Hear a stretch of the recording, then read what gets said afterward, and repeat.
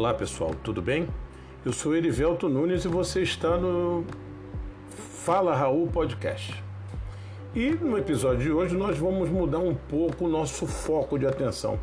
Vamos falar um pouco sobre tecnologia, mais exatamente sobre ChatGPT. Você sabe o que é o ChatGPT? Bem, então viaja comigo nessa e você vai descobrir e conhecer um pouco mais sobre tecnologia.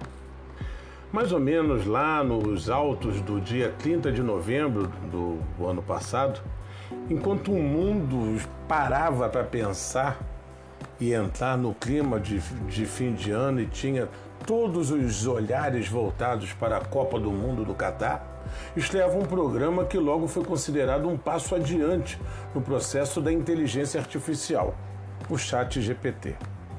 Mas as consequências para a humanidade de seu uso em larga escala ainda precisam ser totalmente compreendidas. O salto evolutivo desse novo sistema está no poder de gerar conteúdo de forma bastante coerente e também por conseguir soar, vamos dizer assim, algo mais próximo do humano. Apesar de erros e falhas ainda existentes, a capacidade já demonstrada pelo programa e seu potencial é de se desenvolver ainda mais a longo prazo. E isso vem provocando não só admiração, mas também alguns temores.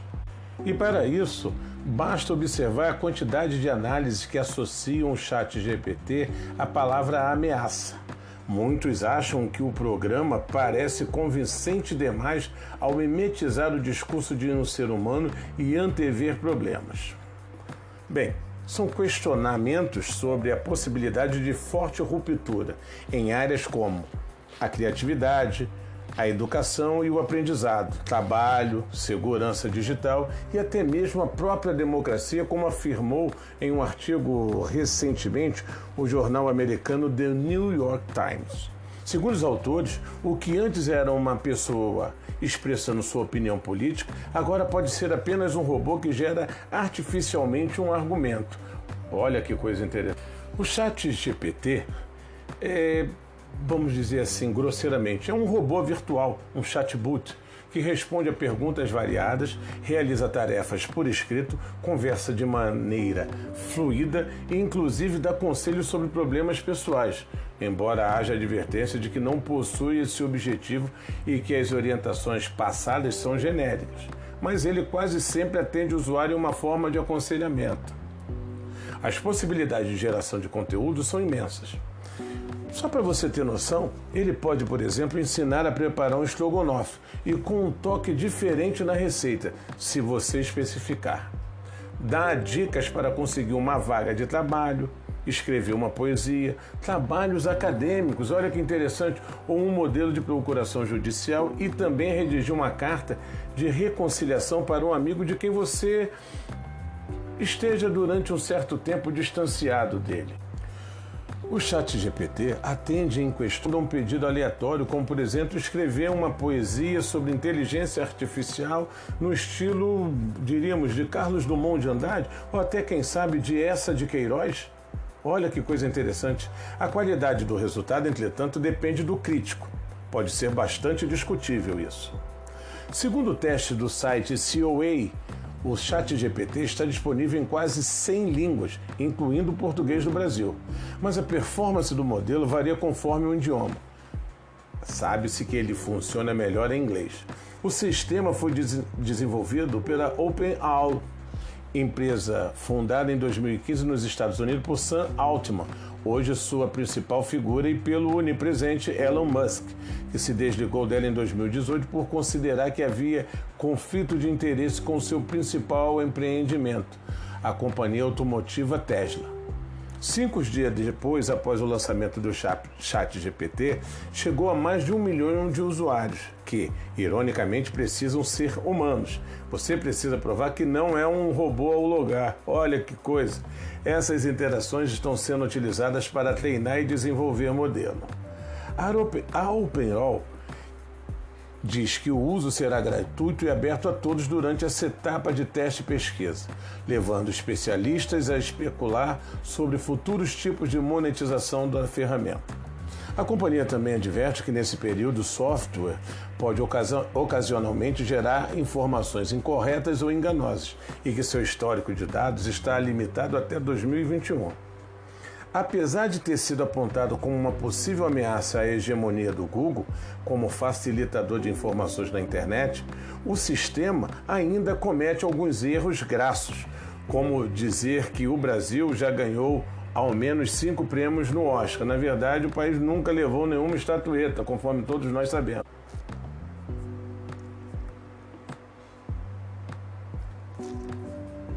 A OpenHall afirma que, embora tenha feito esforços nesse sentido, o programa às vezes vai responder às instruções problemáticas ou exibir um comportamento enviesado. Segundo a empresa, os dados coletados nessa etapa de teste vão servir para melhorar o sistema. A ameaça da disrupção já paira sobre o trabalho e o emprego. Campos que dependem do texto, como o jornalismo, poderão ser largamente modificados e vagas poderão sumir para sempre. A competência do ChatGPT em gerar códigos também já provoca questionamento em um setor relativamente novo, a programação. Mas uma das áreas que vem percebendo desde já o potencial de problemas do ChatGPT é justamente uma das mais afetadas pela chegada de novas tecnologias: a educação. A tentação entre estudantes de usar o programa para encontrar respostas prontas para suas tarefas levou Nova York a tomar uma decisão muito rápida. Apenas um mês após a sua estreia, o sistema foi proibido nas escolas e dispositivos da rede pública da cidade americana. A OpenHall vem trabalhando em uma espécie de marca d'água digital que identifique o conteúdo originando o ChatGPT. Já existem algoritmos que calculam com boa precisão a probabilidade de um texto ter sido feito por um chatbot. Além do copia e cola, há um temor de impactos estruturais no aprendizado humano. Por exemplo, o exercício cognitivo de escrever uma redação com um começo, meio e fim, concatenando, linkando as ideias de forma coesa. Será afetado? Bem, abre aspas, ando bastante preocupado com a algoritmização do pensamento, que é a alteração do nosso entendimento e relacionamento com o mundo em função da interação com a IA, diz Machado Dias, da Unifesp. Acredito que esta será a maior mudança de mentalidade de toda a história moderna. Vale notar que o cérebro humano vem reduzindo lentamente de tamanho, em função do desenvolvimento tecnológico há mais de 1000 anos. E este processo deve se acelerar. Assim, na verdade, iremos nos tornar cada vez mais sofisticados do ponto de vista técnico-cultural, mas também mais limitados do ponto de vista neurocognitivo. Marta Gabriel, autora do livro Inteligência Artificial do Zero ao Metaverso e professora da PUC São Paulo e Rio Grande do Sul, afirma que será necessário se adaptar aos novos tempos. Abre aspas. Quando uma tecnologia passa a fazer algo melhor que o humano, não adianta requerer concorrer com ela nisso. A partir desse momento, as habilidades humanas passam a ter valor. São saber usar aquela tecnologia no seu máximo potencial e fazer aquilo que a tecnologia não faz. O que faz a diferença nesse contexto não são as respostas, mas as perguntas. Tem que saber perguntar. Para saber perguntar, tem que saber criticar. Para Yuri Lima, pesquisador do Laboratório do Futuro da Universidade Federal do Rio de Janeiro, o próprio ensino precisa ser adaptado para estimular a aprendizagem que reconheça os alunos como ciborgues cada vez mais integrados às novas tecnologias.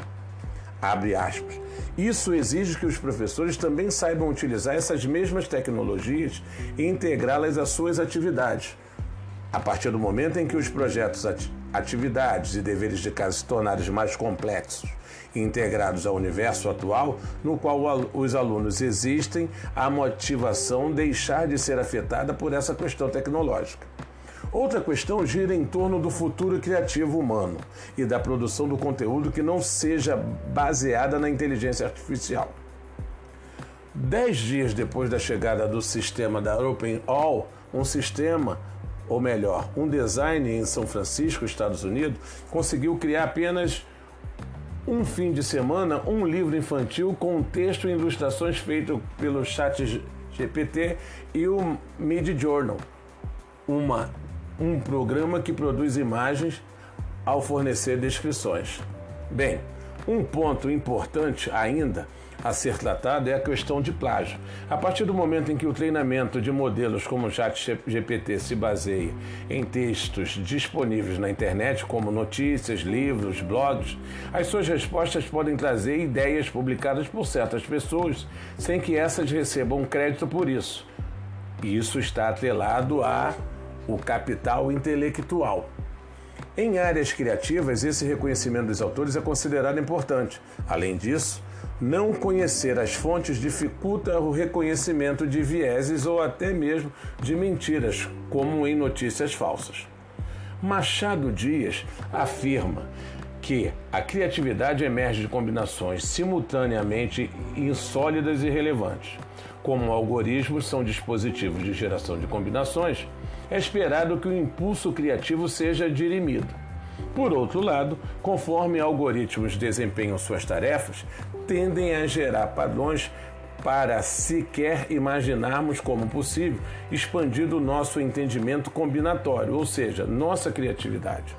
Marta Gabriel vai em uma linha mais ou menos semelhante, dizendo que a tecnologia pode ser uma ferramenta incrível para aplicar o nosso pensamento, pois conseguimos em pouco tempo testar inúmeras hipóteses, formatos, soluções para refinar nossas hipóteses e melhorar nossas perguntas. No entanto, isso pode também ser uma ameaça muito grande para aqueles que usam esse sistema cegamente, sem crítica ou questionamento de moral e ética. Isso não é apenas um risco individual, mas para toda a humanidade. E assim chegamos ao final de mais um podcast. Espero que vocês tenham gostado. E aproveite o uso da tecnologia, curta o nosso canal, compartilhe, deixe o seu like. Um grande abraço e até a próxima.